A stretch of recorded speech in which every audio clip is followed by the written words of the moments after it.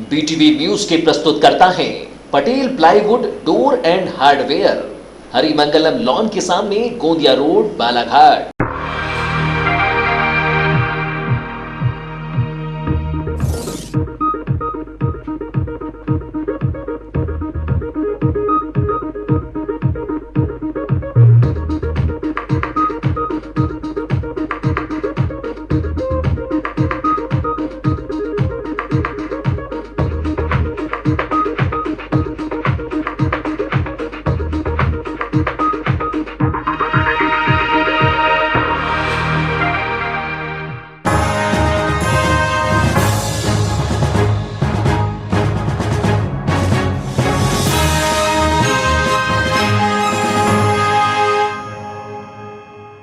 नमस्कार, BTV news के इस बुलेटिन में आपका स्वागत है। सबसे पहले आइए एक नजर डालते हैं आज की कुछ खास खबरों पर।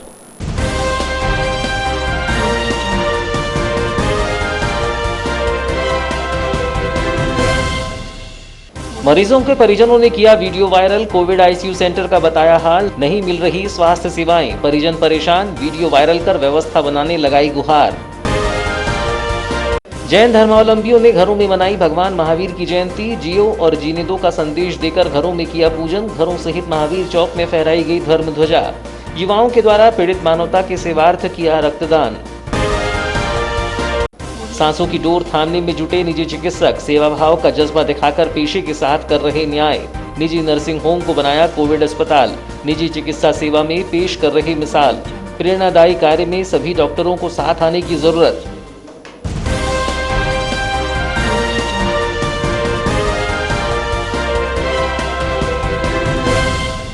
विश्व वंदनीय अहिंसा के अग्रदूत, विश्व को जियो और जीने दो का संदेश देने वाले जैन धर्म के 24वें तीर्थंकर भगवान महावीर स्वामी का जयंती महोत्सव 25 अप्रैल को जैन धर्मावलंबियों द्वारा घर घर में धूमधाम के साथ मनाया गया।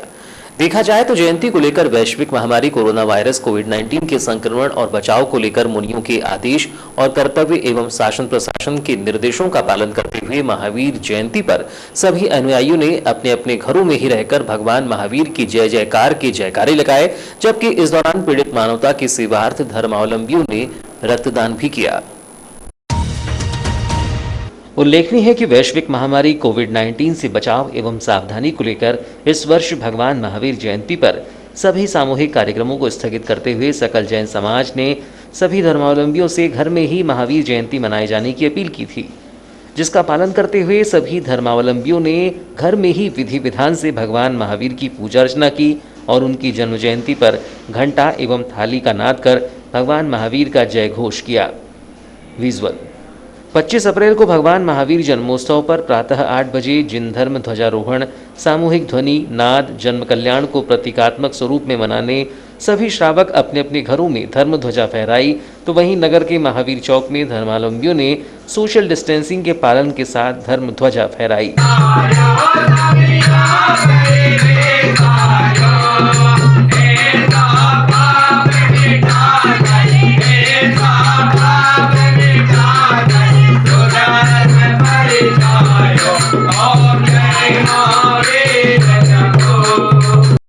इधर भगवान महावीर स्वामी की 2620वीं जन्म जयंती पर जैन नवयुवक मंडल द्वारा नगर में रक्तदान कार्यक्रम का आयोजन किया, जिसके तहत जिला चिकित्सालय की आधुनिक ब्लड कलेक्शन वैन के माध्यम से नगर के काली पुतली चौक ब्लड कलेक्शन से प्रारंभ किया गया, जिसमें सामाजिक जनों ने पीड़ित मानवता के सेवार्थ रक्तदान कार्यक्रम में बढ़ चढ़कर हिस्सा लिया।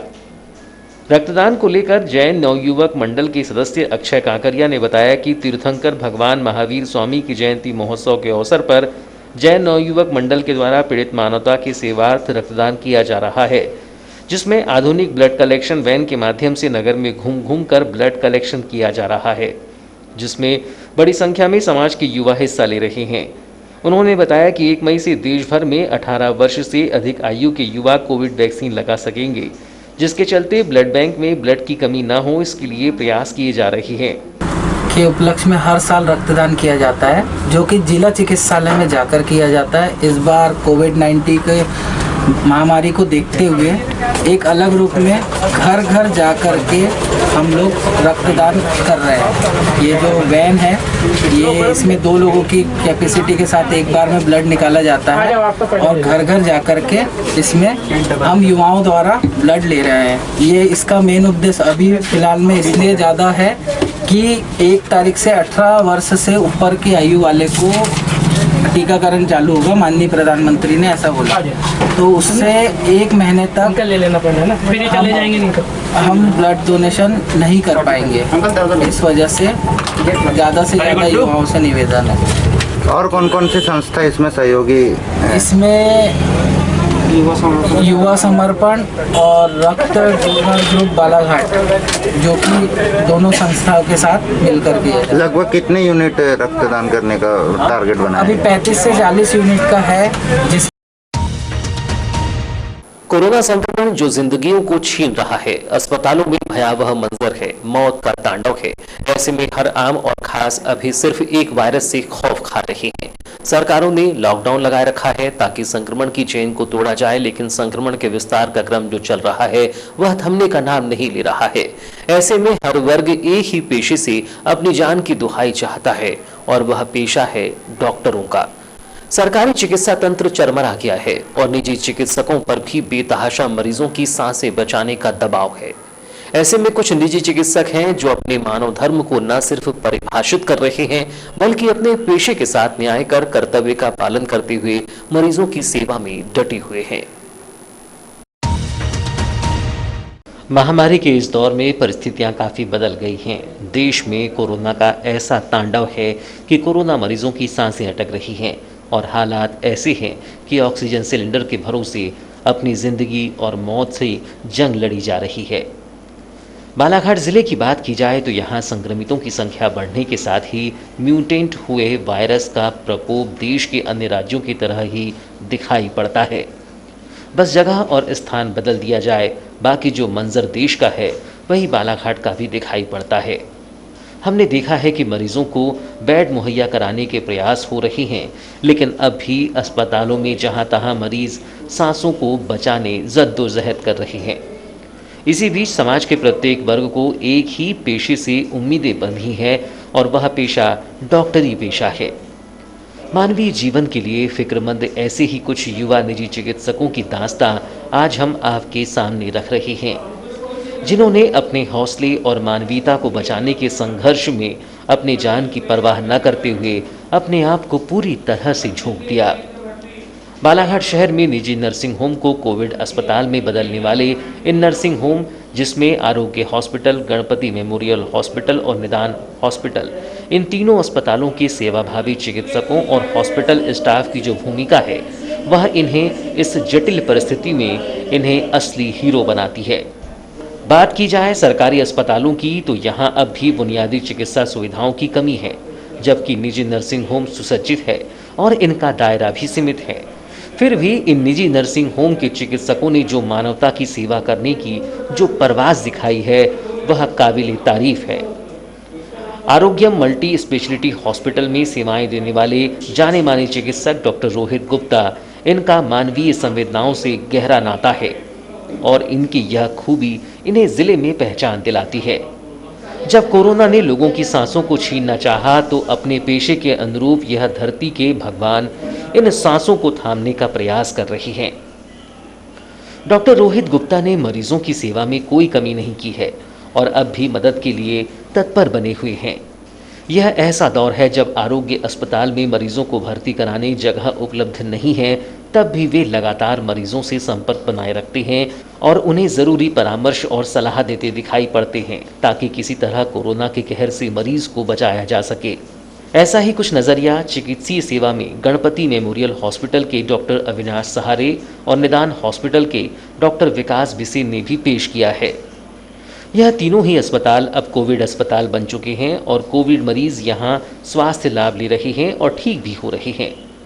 डॉक्टरों का सेवा भाव ही मरीजों को मौत के मुंह से बाहर ला रहा है, वरना देश भर में कोरोना ने मौत का जो तांडव मचाया हुआ है उससे आज हर कोई खौफजदा है।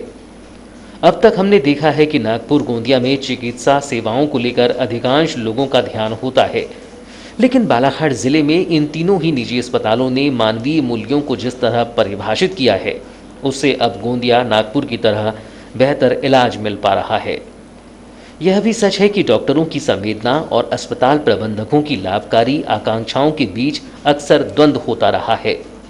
इस मुश्किल घड़ी में जिस तरह इन तीनों ही निजी अस्पतालों ने लाभ की चिंता करने की जगह मरीजों के स्वास्थ्य और उन्हें बचाने पर जोर दिया है। निजी अस्पतालों की होड़ में हो सकता है कि कोरोना संक्रमण काल लाभ कमाने का अवसर हो, लेकिन जनभावना के अनुरूप कार्य करने वाला ही योद्धा कहलाता है। और आज हम ऐसे ही चिकित्सकों को कोरोना योद्धा की संज्ञा देते हैं, जो अपने नफा नुकसान से अधिक मानवीय मूल्यों की चिंता करते हैं। यह वही दौर है जब बीते दिनों यह सामने आया कि कलेक्टर ने आईएमए के असहयोग को लेकर चिंता जताई और मरीजों की जान बचाने के लिए उनके कर्तव्य का बोध कराना चाहा। इससे पता चलता है कि अब भी कई चिकित्सक ऐसे हैं जो कोरोना के संकट में मरीजों का दामन थामते हुए नब्ज देखने की बजाय मरीजों के हाथों को झिड़क रहे हैं। उम्मीद है कि डॉक्टर रोहित गुप्ता, डॉक्टर अविनाश सहारे और डॉक्टर विकास बिसेन का सेवा भाव इन चिकित्सकों को प्रोत्साहित करे, और हमारा मानना है कि ऐसा होना भी चाहिए, क्योंकि सभी चिकित्सक साथ आएंगे और कोरोना मरीजों की सेवा को कर्तव्य समझेंगे तो बालाघाट जिले में कोरोना मरीजों की हो रही मौतों को कम किया जा सकता है और कई जिंदगियों की टूटती सांसों की डोर को थामा जा सकता है। उम्मीद है कि सभी निजी चिकित्सक अपने पेशे के साथ न्याय करते हुए आपसी तालमेल कायम कर अपने समुदाय को मानवता के हित में प्रेरित करेंगे और यह सच्ची जनसेवा होगी।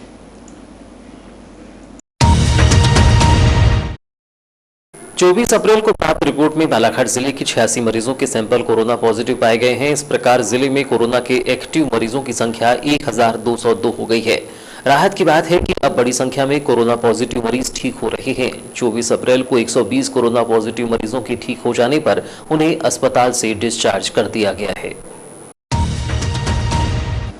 मुख्य चिकित्सा एवं स्वास्थ्य अधिकारी डॉक्टर मनोज पांडे ने बताया कि बालाघाट जिले में 24 अप्रैल तक कुल 5,895 मरीज कोरोना पॉजिटिव पाए गए हैं। इनमें से 4,661 मरीज ठीक होकर अपने घर जा चुके हैं। 24 अप्रैल को 120 मरीजों की ठीक होने पर उन्हें डिस्चार्ज कर दिया गया है। 24 अप्रैल को कोरोना के 2 मरीज की मृत्यु हुई है। इस प्रकार जिले में 24 अप्रैल तक 32 मरीजों की मृत्यु हो चुकी है। कोरोना पॉजिटिव 1,202 मरीजों में से 901 मरीजों को होम आइसोलेशन में रखा गया है। 56 मरीजों को अस्पताल के आइसोलेशन बेड पर रखा गया है। 230 मरीजों को ऑक्सीजन सप्लाई वाले बेड पर और 15 मरीजों को आईसीयू में रखा गया है।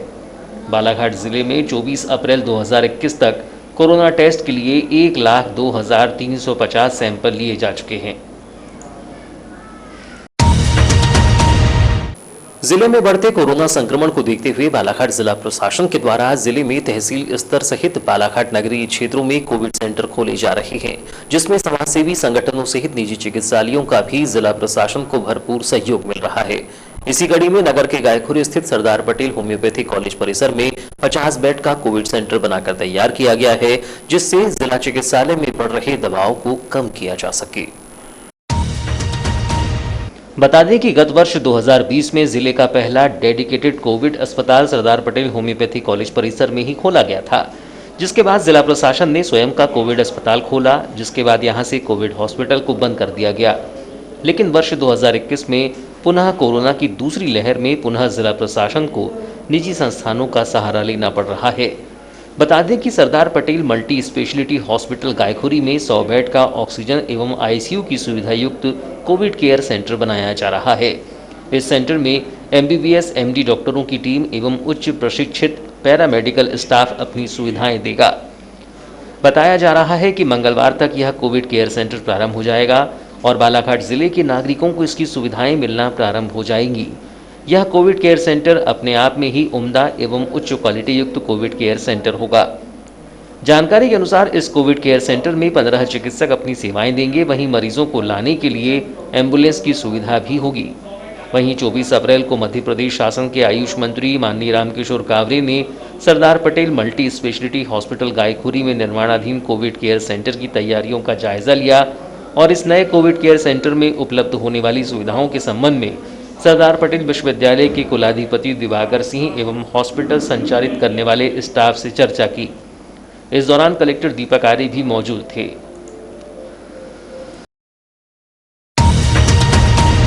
कोरोना से जंग लड़ने के लिए की गई तालाबंदी का असर गरीबों पर पड़ा है। शहर में आज भी कुछ ऐसे लोग हैं जो कि तालाबंदी के चलते भूखे रहने को मजबूर हैं।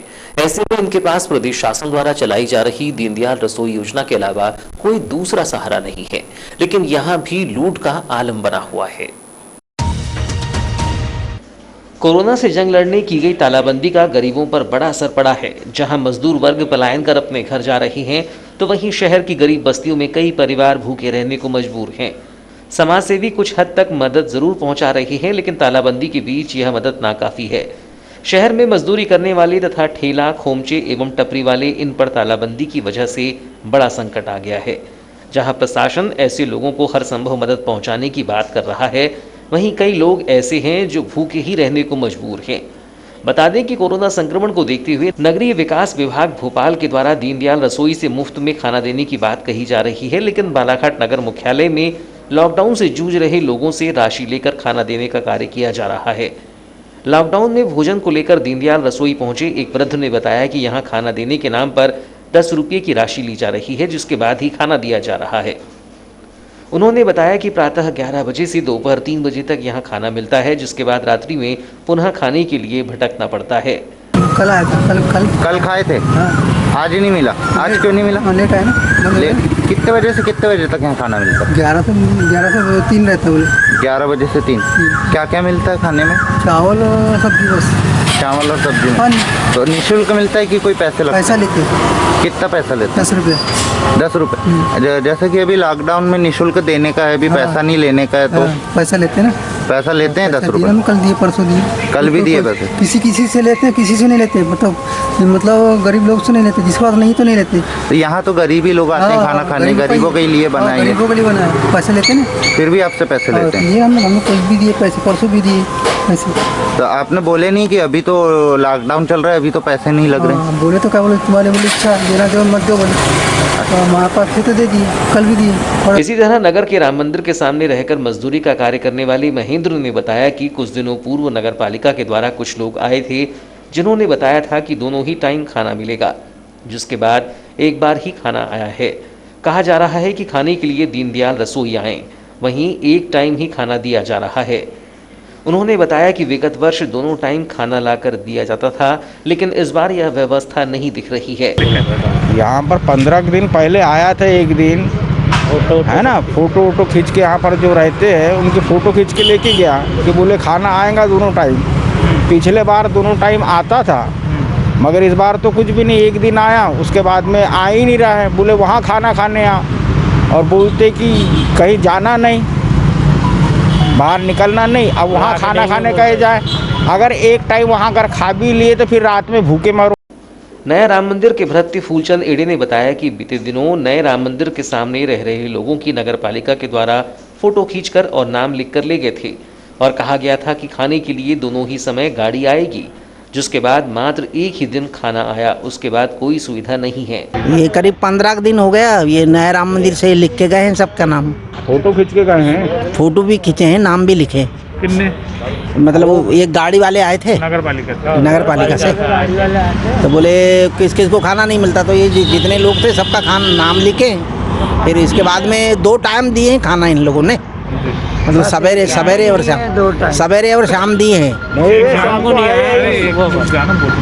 सवेरे और शाम दिए, इसके बाद वे नहीं दिए। क्यों नहीं दिए? बस हो गया। तेरे भी 10 दिन से लॉकडाउन है, लेकिन अरविंद कावड़े ने बताया कि जिस दिन से लॉकडाउन लगा था उस दिन मात्र एक ही दिन खाना मिला है, लेकिन अब भूखे मरने की नौबत आ गई है। इधर उधर से खाना मिल जाता है तो खा लेते हैं, नहीं तो भूखे सो जाते हैं। जिस दिन से लॉकडाउन लगा भैया उस दिन से खाना नहीं आएगा कह के बोले थे, और फोटो वोटो खींच के ले गए हमारी, और हम भूखे ही रहते। तो फिर 10-12 दिनों को लॉकडाउन को खाना कैसे खा रहे? एक ही दिन आया था बस, बाकी दिन खाना कोई दे रहा? नहीं दे रहे भी।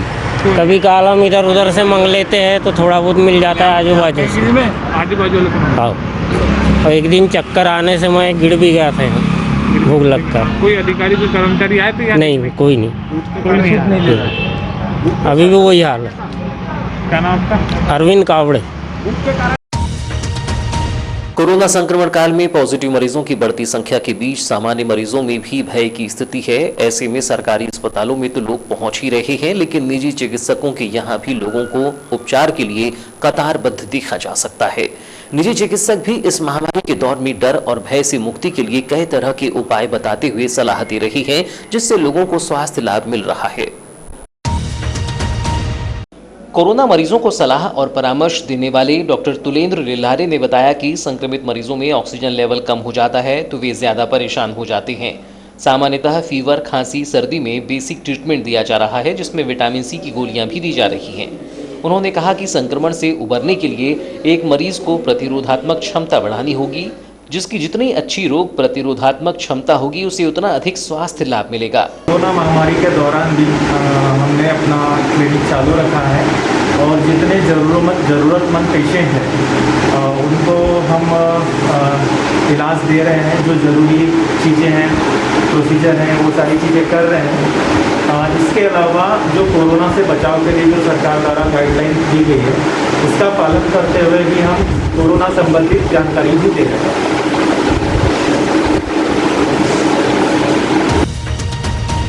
तो ये थी आज की खबरें। नई खबरों के साथ एक बार फिर हम हाजिर होंगे। तब तक के लिए दीजिए इजाजत।